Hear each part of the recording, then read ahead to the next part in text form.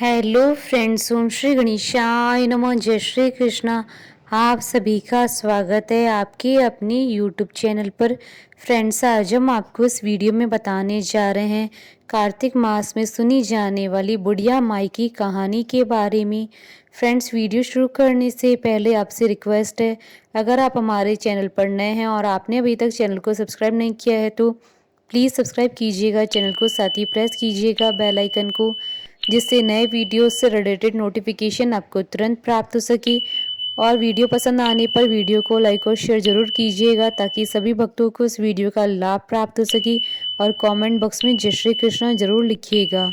कार्तिक मास महात्मा सभी प्रकार के विघ्नों का नाश करने वाले तथा सारी सृष्टि का पालन करने वाले श्री गणेश जी तथा ज्ञान के दाता देवी श्री सरस्वती जी तथा सब पुराणों के कर्ता श्री व्यास जी तथा श्री गुरुदेव जी के चरण कमलों में नमस्कार करके भगवान की श्रद्धा और भक्ति रस में डूबे हुए कार्तिक मास महात्मा की कहानी कहती हूँ।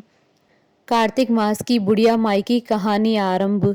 एक बुढ़िया माई थी जो चतुर्मास में पुष्कर स्नान किया करती थी। उसके एक बेटा और बहू थे। सास ने बहू को फलाहार उपवास में खाने योग्य बनाने को कहा तो बहू ने खाली टिफिन ही रख दिया। बेटा माँ को पहुंचाने के लिए पुष्कर गया। रास्ते में माँ से बोला, माँ फलाहार कर लो। जहाँ पानी मिला वहीं फलाहार करने बैठ गई तो भगवान की कृपा से खाली टिफिन फलों से भर गया। माँ ने फलाहार कर लिया। पुष्कर माँ के रहने के लिए एक झोंपड़ी बनाकर बेटा वापस घर आ गया। रात्रि में श्रावण मास आया और बोला, बुढ़िया माई दरवाजा खोल। तब बुढ़िया माई ने पूछा, आप कौन है? मैं श्रावण मास हूँ। बुढ़िया ने तुरंत दरवाजा खोल दिया। बुढ़िया माई ने शिव पार्वती की पूजा अर्चना की, बेलपत्र से अभिषेक किया। जाते समय श्रावण मास ने बुढ़िया माई को आशीर्वाद दिया और झोंपड़ी की एक दीवार सोने की हो गई।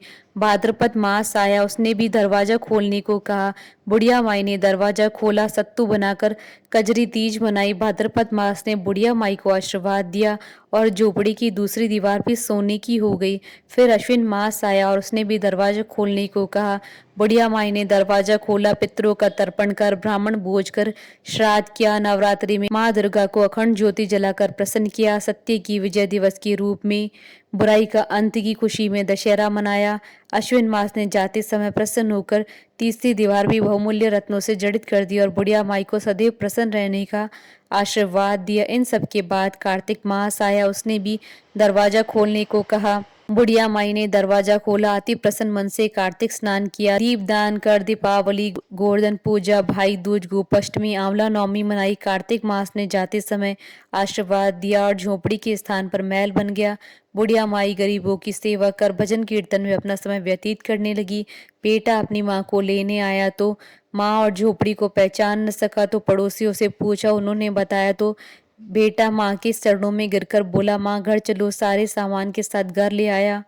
सासू माँ के ठाठ देखकर बहू के मन में लालच आ गया और उसने अपनी माँ को भी पुष्कर छोड़कर आने को कहा तो उसका पति अपनी सास को भी पुष्कर छोड़ आया। परंतु बहू की माँ की धर्म कर्म में बिल्कुल रुचि नहीं थी। वह 4 समय भोजन करती और दिन भर सोती। चारों मास आए और चले गए और जाते समय झोंपड़ी गिर गई। बहू की माँ गधी की योनि में चली गई क्योंकि ये भगवान की पूजा और अतिथि का सम्मान और दान पुण्य करना चाहिए। बहू ने कहा, माँ को ले आओ।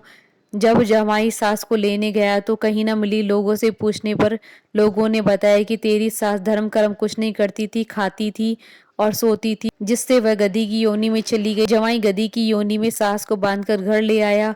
उसकी पत्नी ने पूछा, मेरी माँ कहाँ है? तब पति ने कहा, तेरे लालच की वजह से तेरी माँ गधी की योनि में आ गई है। बड़े बड़े विद्वानों, ब्राह्मण, ऋषि मुनियों से पूछने पर उन्होंने बताया कि तेरी सास के स्नान के पानी से स्नान करने पर उसे मनुष्य योनि मिलेगी। तब बहू ने ऐसा ही किया और उसकी माँ पुनः मनुष्य की योनि में आ गई। हे राधा दामोदर भगवान, जैसा बुढ़िया माई को दिया वैसा सबको देना। कहता नु सुनता नु हुंकारा भरता नु और मारा सारा परिवार नु। बोले भगवान विष्णु जी की जय, सनातन धर्म की जय। हमारे साथ इस वीडियो में अंत तक बने रहने के लिए आपका धन्यवाद। ओम श्री गणेशाय नमः। जय श्री कृष्णा।